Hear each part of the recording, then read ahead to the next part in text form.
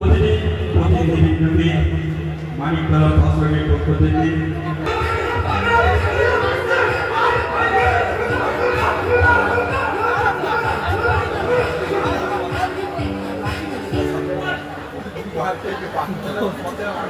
জাগতিক চিন্তাধারায় বশীভূত হয়ে সামাজিক অবক্ষয়ের পথ ধরে কালের অন্তরালে হারিয়ে যাওয়া বিপদগামিতার পথ দিয়ে ঈশ্বরের আলোয় ফিরে আসা তাই একটি প্রতিচ্ছবি। মূল ভাবনা লোক 15 অধ্যায় সামাজিক চিন্তাধারার আলোকে প্রকাশিত নাটক জীবন দর্পণ রচনা নির্দেশনা ও পরিচালনায় অশোক মাহাতো। আবহ সংগৃহীত কার্যনির্বাহী বদ্রীনাথ মুর্মু অভিজিৎ দাস। পরিবেশনায় মানিকতলা ভাস্করের নাটক জীবন দর্পণ।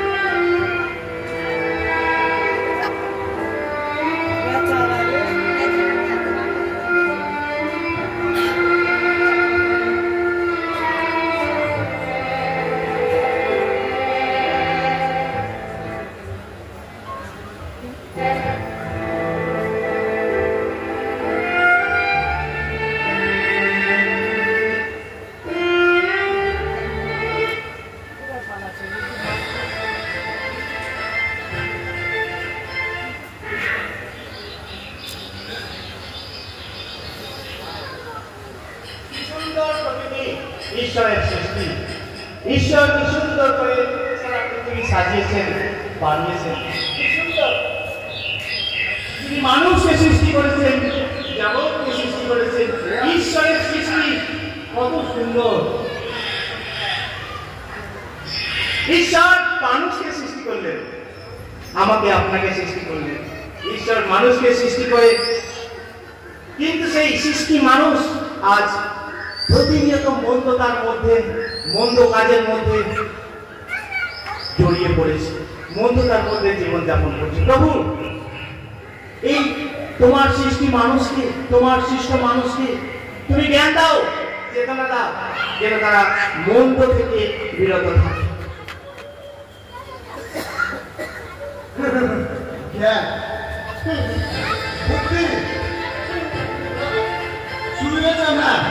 বাবা, আমার একটা কথা আছে, এই জ্ঞান বুদ্ধি সুবিবেচনা এইগুলো তুমি তোমার ছোট ছেলেকে বোঝাও, কারণ ওর বুদ্ধিগতি না আমার একটুও ভালো লাগছে না। কেন? সে কি করেছে? ওর বেশি কিছু হয়নি, ওর একটা সামান্য একটা চিন্তা ভাবনা আছে। ওর মনে এই উদ্বেদন আছে যে তুমি নাকি আমাকে বেশি ভালোবাসো আর ওকে খুবই কম। না রে খোকা, না না না, আসলে খুব ছোটবেলায় তার মা হারিয়েছে তো, তাই অনেক সময় অভিমান করে। আর কিছু না, আর কিছু না। না না, এটা তোমার সম্পূর্ণ ভুল। ও ঘরে আছে, তুমি একবার দেখে জিজ্ঞাসা করো না ও কি চায় না চায়। ও ঘরে আছে। কি বলছিস তুই? আমি কিছুই বুঝতে পারছি না। আমি ঠিকই বলছি, আমি তোমাকে বুঝিয়ে বলছি। আমি আর তোমাদের সঙ্গে এই গ্রামে এই চাষবাস নিয়ে আর আমি থাকতে পারছি না। মানে খুব সহজ, আমি বড় শহরে যেতে চাই, বড় মানুষ হতে চাই, বিজনেস ম্যানেজ হতে চাই। কি বলছিস ভাই? এসব কি বলছিস তুই? ভাই কি বলছিস? দেখো বাবা, একটা কথা বলি, তোমার বয়স হয়ে গেছে, তুমি জীবন মুহূর্তে মারা যাবে। বলিস না ভাই, বলিস না, আমার বলতে দে। আচ্ছা, তোর মনে হয়তো কোনো ক্ষোভ রয়েছে, কোনো রাগ রয়েছে, কিন্তু না বোঝা না, একটা কথা শোন, যদি কোনো সন্তান ভুল কাজ করে, মন্দ কাজ করে, মা বাবার কর্তব্য সেই সন্তানকে সৎ পথ দেখানো, সৎ পথে পরিচালিত করা। না বাবা, তোমার কোনো কথা শুনতে চাই না। যদি আমার ভাগ আমাকে না দাও, তাহলে আমার থেকে খারাপ আর কেউ হবে না। ভাই এসব বলিস না না। না না না না বোলা, তুই রাগ করিস না। আর এখন তো তুই যদি সেটাই চাস, তাহলে তুই যাতে খুশি হবি আমি সেটাই করব, কারণ তোর খুশিতে আমি খুশি। তাই তোর যেটা প্রাপ্য, তুই যেটা চাস, তোর জন্য সেটাই আমি করব।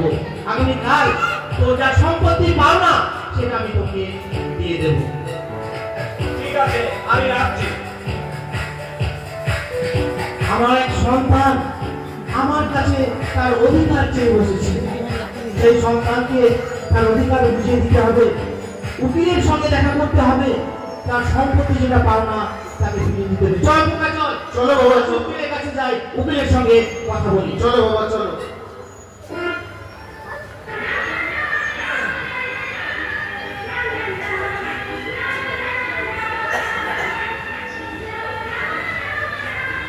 কত সুন্দর দেখতে। আর এই সৌন্দর্যটা শুধুমাত্র মানুষদেরকে ফাঁসানোর জন্য, বড়লোকদের ফাঁসানোর জন্য।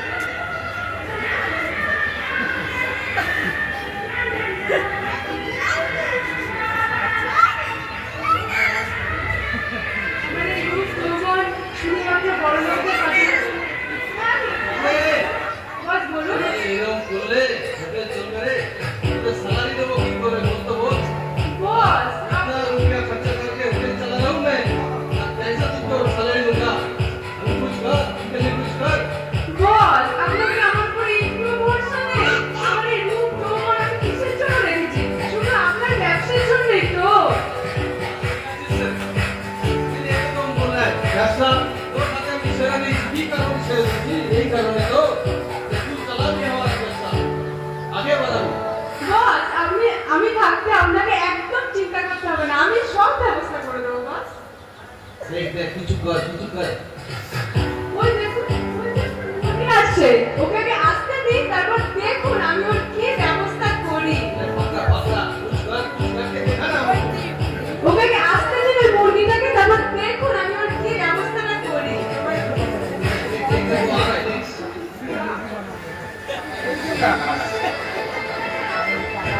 আপনাদের এখানে হোটেল পাওয়া যাবে? হ্যাঁ অবশ্যই স্যার, এখানে রুম পাওয়া যাবে, একদম ফুল এসি। আপনি ঠিক যেমনটি চান ঠিক তেমনি পাবেন। अरे बधू वो असुविधा हो गया हमारा एसी रूम है ना, वो देखा दो उसको। তাহলে আমি ঠিকঠাক জায়গায় তাহলে আমি এসেছি তাহলে। আমাদের বস তিনি খুব পরোপকারী, তিনি খুব দয়ালু। আপনার প্রয়োজন হলে আপনি আমাদের বসকে বলতে পারেন। হ্যাঁ, প্রয়োজন তো আমার অনেক রয়েছে, কারণ এই শহরে আমি নতুন এসেছি, কিছু আমি জানি না। তাই এই শহরে একটা আমি ফ্ল্যাট কিনে আমি থাকতে চাই এখানে। ফ্ল্যাট সে তো অনেক টাকার ব্যাপার। না না, টাকা নিয়ে চিন্তা করবেন না। এই যে আমার ব্যাগ রয়েছে, এই ব্যাগ ভর্তি আমি টাকা নিয়েছি। अरे बधू सुनो सुनो হ্যাঁ বস,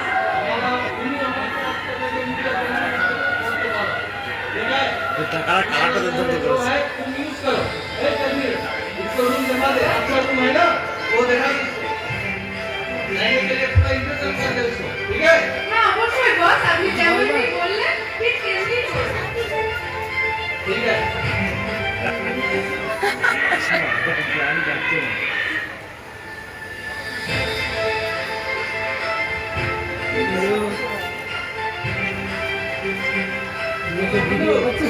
चलो हम आज एंजॉय करते साउंड साउंड स्टार्ट।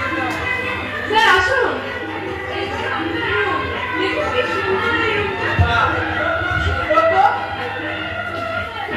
এদিকে আসুন, এই রুমে দাঁড়িয়ে আপনি প্রাকৃতিক সৌন্দর্য, এই প্রাকৃতিক আবহাওয়া আপনি অনুভব করতে পারবেন। বাহ, এই প্রকৃতিটা খুব সুন্দর তো। স্যার আপনাকে একটা কথা বলবো? হ্যাঁ বলুন। স্যার আপনি একা তাই না? হ্যাঁ, আমি একাই তো। আপনাকে আমাকে খুব ভালো লেগেছে। আমারও না, আপনাকে খুব ভালো লেগেছে। যদি আপনি চান তাহলে আমরা একসঙ্গে থাকতেও পারি।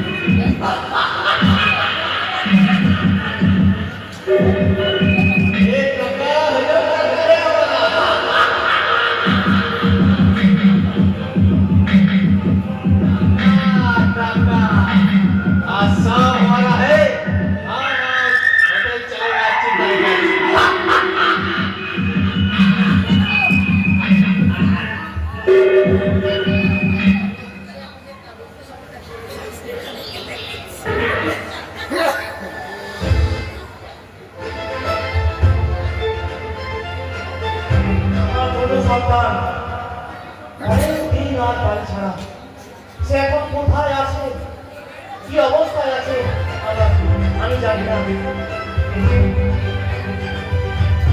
খুব ভালোবাসতো মাছ খেতে, তার জন্য আমি মাছ বাড়িতে আনতে পারছি না। সে এখন কোথায় কি অবস্থায় আছে জানি না। প্রভু তাকে ভালো রেখো, তাকে সুস্থ রেখো, যেন আমি তোমার কাছে আবার আসতে পারি।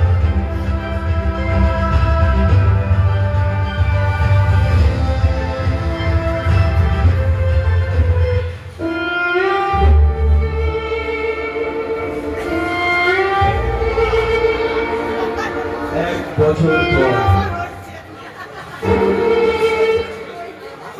ভুল করলাম, আজ আমার ভুলের জন্য আজ আমি নিঃস্ব হয়ে গেছি।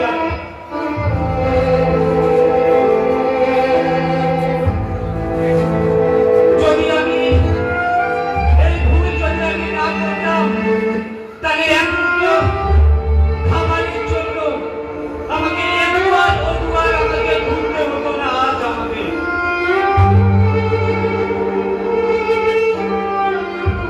আজকে আমার বাবার কাছে কিছু অভাব ছিল না।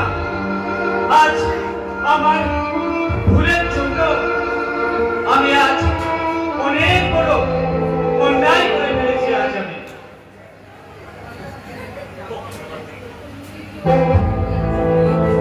যদি সেদিন আমার বাবার কথা আমি শুনতাম, তাহলে আজ আমাকে এই অবস্থায় আজকে আসতে হতো না।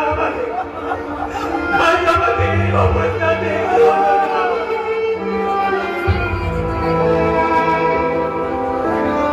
আমি কি এখন বাড়ি ফিরে যাবো? আমি যদি বাড়ি ফিরে যাই, আমার বাবা কি আমাকে অভিনয় করবে?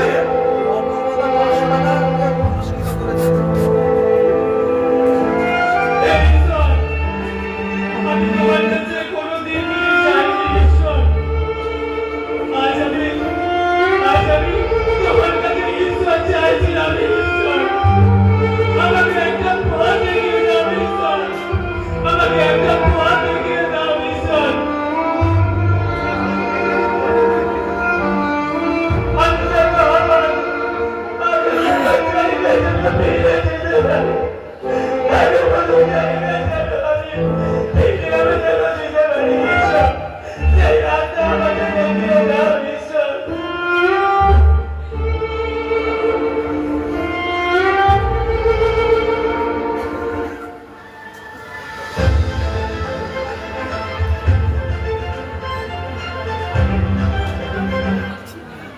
আজ আমার পোকা বাড়ি ছাড়া এক বছর হয়ে গেল। সে কোথায় আছে প্রভু তুমি জানো, প্রভু তুমি তাকে ভালো রেখো, কারণ আমার সন্তান আমার প্রাণের সন্তান। প্রভু তুমি তাকে ভালো রেখো, সুস্থ রেখো, যেন সে সুস্থ থাকে, ভালো থাকে। প্রভু তোমার কাছে প্রার্থনা করি, আমার সন্তানকে তুমি ভালো রেখো, আমার সন্তানকে তুমি ভালো রেখো।